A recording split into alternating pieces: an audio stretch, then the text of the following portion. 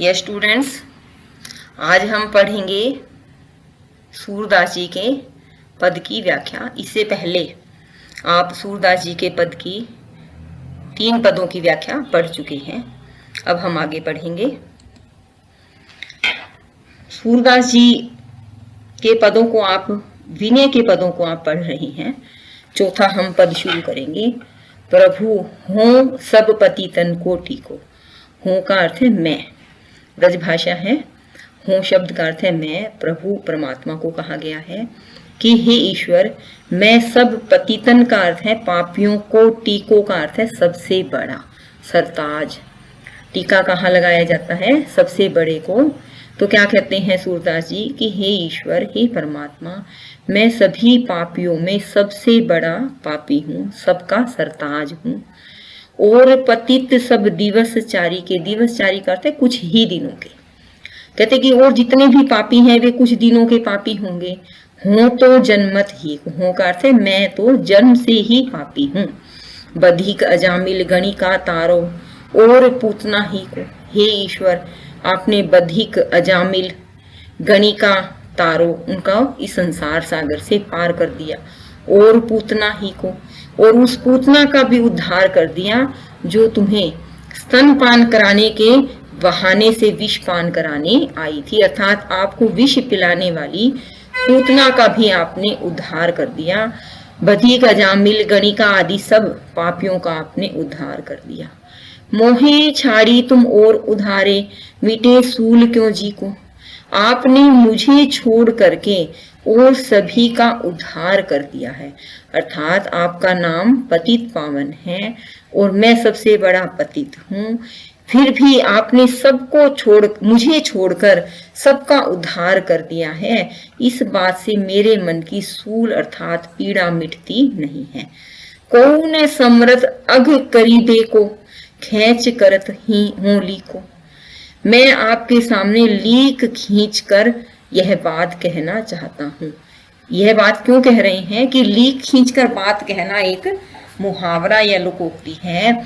इसका अर्थ क्या है कि मैं अपनी बात पूरी दृढ़ता और विश्वास से कहना चाहता हूँ कि इस पूरे संसार में, आपकी इस पूरी सृष्टि में मेरी तरह से अघ शब्द का अर्थ है पाप, करीबे का अर्थ है करने को, कोई और समर्थ नहीं है। अर्थात मैं सबसे बड़ा पापी हूँ।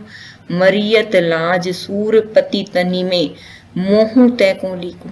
कि क्या कहा जाता है कि भगवान के दरबार में हर किसी की, हर तरह के लोगों की लाइन लगी हुई है और सभी व्यक्ति जैसे जैसे बारी आती है अपना काम करते जाते हैं।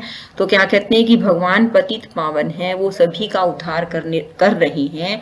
सभी पापियों की लाइन लगी हुई है और वो सूरदास जी क्या कहते हैं कि मैं इस लज्जा से मरा जा रहा हूँ कि मेरे से ज्यादा पापी और कौन है। अर्थात मुझसे पहले आप सबका उद्धार कर रही हो, तो हे प्रभु मेरी बारी कब आएगी।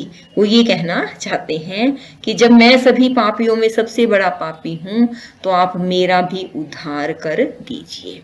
आइए अगला पद शुरू करते हैं। मौसम कौन कुटिल खल कामी, तुम सो कहाँ छिपी करुणा में, सबके अंतर्यामी। कि हे परमात्मा, मेरे समान इस संसार में कौन कुटिल खल कामी होगा, मुझसे बड़ा पापी कौन होगा। हे करुणा में, तुमसे यह बात छुपी हुई नहीं है क्योंकि तुम सबके अंतर्यामी हो, सबके मन की बात को जानने समझने वाले हो। जो तन दियो ताही बिसरायो, ऐसो नोन हरामी। नोन का अर्थ है नमक। नमक हरामी का अर्थ है कि मैंने तुम्हारे को ही भुला दिया है। जिसने मुझे यह जन्म दिया था, तुमने मुझे इस संसार में जन्म दिया, सब कुछ दिया और मैंने तुम्हें ही भुला दिया। इसलिए मेरे से बड़ा नमक हरामी और कोई नहीं हो सकता। भरी भरी द्रोह विष को धावत, जैसे सूकर कामी। जिस तरह से सुअर जो है वह विष्ठा की तरफ ही भागता है, अर्थात वह अच्छी चीज की तरफ कभी नहीं जाता, इसी तरह से मेरा मन भी बार बार विषयों की तरफ ही धावत का अर्थ है भागता रहता है। सुनी सत्संग होए जिय आलस विषयनी संग विश्रामी। यदि मैं सत्संग सुनता हूँ, अच्छे लोगों का संग करता हूँ, तो मेरे मन के अंदर आलस आ जाता है, जबकि विषयों के साथ विश्राम महसूस होता है। अर्थात मुझे संसार के सुख सुविधा विष आदि सभी क्या है, विषय प्यारे हैं, प्रिय लगते हैं, उनके साथ मुझे आराम लगता है। जबकि सत्संग सुनता हूँ, सुनने की सोचता हूँ, तो मेरे मन में आलस आ जाता है। श्री हरि चरण छाड़ी विमुखन के निस दिन करत गुलामी। जिन्होंने श्री हरि परमात्मा के चरणों को छोड़ दिया है, उनसे विमुख हो गए हैं, जो ईश्वर की भक्ति नहीं करते, मैं उन सब की गुलामी करता रहता हूँ। पापी अधम परम अधम अपराधी सब पतितन में नामी। मैं परम पापी हूँ, अधम हूँ, अपराधी हूँ, सभी पापियों में नामी ग्रामी हूँ। सूरदास प्रभु अधम उदाहरण सुनिए श्रीपति स्वामी। हे श्री अर्थात लक्ष्मी जी के पति स्वामी, आप मेरी बात ध्यान से सुनिए कि आप अधम अर्थात पापियों का उद्धार करने वाले हो, और मैं सभी पापियों में नामी और ग्रामी हूँ, तो आप मेरा भी उद्धार कर दीजिए। कि अगला पढ़ते हैं। जन्म सिरानो अटकई अटकई, राज काज सुत बित की डोरी, बिनु विवेक फिरो भटकी। कि मेरा जन्म जब से हुआ है, सिरानों का अर्थ है सारा का सारा जीवन मैंने इस संसार में, संसार के विषयों में, संसार के लोगों में अटक अटक कर बिता दिया है। मेरा मन कभी किसी तरफ चलता है, कभी किसी तरफ चलता है, अर्थात कभी मैं राजकाज अर्थात अपने कामकाज के प्रति, सुत वित्त की डोरी कभी अपने पुत्र आदि की जो मोह माया की डोरी है, बिनु विवेक फिरो भटकी, मुझे विवेक नहीं है, मुझे ज्ञान नहीं है, मैं इस संसार के सुख, संसार के लोगों, पुत्र परिवार आदि काम काज में ही उलझा रह गया हूँ, वहां पर ही भटका रहता हूँ। कठिन जो गांठी परी माया की, तोरी जात ने झटके। जो यह मेरे जीवन में माया की गांठ पड़ गई है, इसी में झटक कर तोड़ नहीं पाता हूँ। अर्थात माया का बंधन मुझे इस तरह से जकड़े हुए है कि मैं माया के बंधन को तोड़ नहीं पाता हूँ।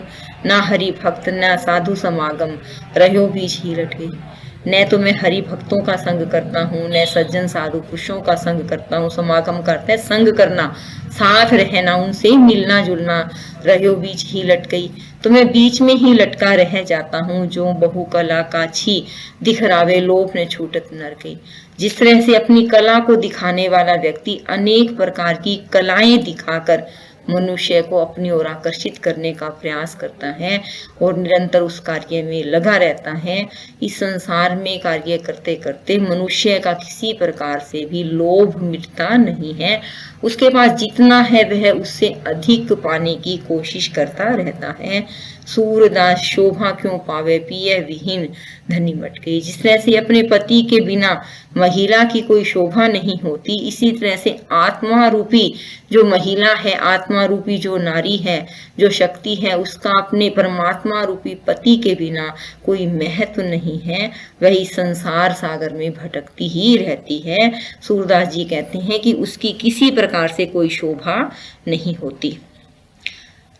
अब हम आगे पढ़ेंगे कि मेरो मन अनंत कहाँ सुख पावे, जैसे उड़ी जहाज को पक्षी फिरी जहाज पे आवे। मोस्ट इंपोर्टेंट पंक्तियां हैं ये कि पक्षी का अर्थ है पंछी, कि मन रूपी जो पंछी है वह इस संसार में भटक भटक कर कहीं कहीं जाता रहता है, लेकिन उसे सच्ची शरण, सच्चा सुख हे ईश्वर, हे परमात्मा तेरी शरण में आकर के ही मिलता है। सूरदास जी कहते हैं कि मेरा मन अनंत अर्थात आखिरकार कहाँ जाके सुख पा सकता है। जिस तरह से जहाज का पक्षी उड़ उड़ करके, उड़ी जहाज को पक्षी, जहाज का पक्षी उड़ करके इस संसार से कहीं भी चला जाता है, इस पूरे जग के अंदर उड़कर कहीं भी चला जाए, लेकिन उसको सुकून और शांति अपने जहाज में आकर ही मिलती है। फिरी जहाज पे आवे का अर्थ है कि वह पुनः अपने जहाज पर लौट आता है। इसी तरह से ये आत्मा रूपी पक्षी ईश्वर से अलग होकर के कहीं भी भटकता रहे, पर इसे सच्ची शांति, सुख और अपनापन, प्यार आदि सब कुछ ईश्वर की शरण में आकर ही मिलता है। कमल नैन को छाड़ी महातम और देव को ध्यावे, परम गंग को छाड़ी पियासो दूरमति कूप खनावे। अब उन्होंने कहा है कि जिसके नयन अर्थात आंखें कमल पुष्प के समान सुंदर हैं, ऐसे ईश्वर की महिमा को छोड़ करके जो और अन्य देवी देवताओं का ध्यान लगाते हैं। इस पहरे के माध्यम से कवि ने क्या सिखाना चाहा है? अनन्य भक्ति की ओर संकेत किया है कि जो ईश्वर के किसी एक रूप के अनन्य भक्त होते हैं, वे अन्य किसी देवी देवता आदि का ध्यान नहीं करते, अर्थात वो एक ही रूप की अनन्य भाव से भक्ति करते हैं। जैसे सूरदास जी राम के कृष्ण के भक्त हैं, तुलसीदास जी राम के भक्त हैं, हनुमान जी राम के भक्त हैं, कोई माता का भक्त है, कोई ईश्वर के अल्लाह रूप को पुकारता है, कहते हैं ईश्वर एक है, उसके नाम अनेक अनेक हैं, लेकिन जो सच्चा और अनन्य भक्त है वह सिर्फ और सिर्फ ईश्वर के नाम की ही भजन कीर्तन करता है, एक ही नाम को ध्यान करता है। तो सूरदास जी कहते हैं कि अपने इष्ट देव को छोड़कर जो और देवी देवताओं का ध्यान करते हैं वह उतनी ही मूर्ख और नासमझ हैं जैसे कोई गंगा के किनारे पर जा करके प्यासा वापस आ जाए। दुर्मति का अर्थ है जैसे वह मूर्ख कूप खनावे, कूप का अर्थ है कुआं खोदना शुरू कर दे, अर्थात किसी को प्यास लगी है, गंगा किनारे से प्यासा लौट आया और लौट के आने के बाद घर में कुआं खोदना शुरू करता है, इसी तरह से उसका प्रयास जो है उसकी प्यास बुझाने में सफल नहीं होता। इसी तरह से ईश्वर के एक ही रूप की आराधना न करने वाले लोगों का ध्यान भी उन्हें फलदायी नहीं होता। जिही मधुकर अंबुज रस चाख्यों क्यों करील फल खावे, कि जिस मधुकर का अर्थ है भंवरे ने अंबुज रस चाख्यों, अंबुज का अर्थ क्या है? मीठा फल। जिसने मीठे फल को चख लिया है वह करील फल का अर्थ है कड़वा, खारा फल क्यों खाएगा, उसे खारा फल क्यों पसंद आएगा। सूरदास प्रभु काम धेनु तजी छेरी कौन दुहावे। सूरदास जी कहते हैं मेरे कृष्ण की भक्ति रूपी काम धेनु को छोड़कर अन्य देवी देवता रूपी छेरी अर्थात बकरी का दोहन कौन करता है, अर्थात जिसके पास कृष्ण भक्ति रूपी काम धेनु है वह अन्य देवी देवताओं रूपी बकरी को नहीं दोहता, उसे अपनाता नहीं है।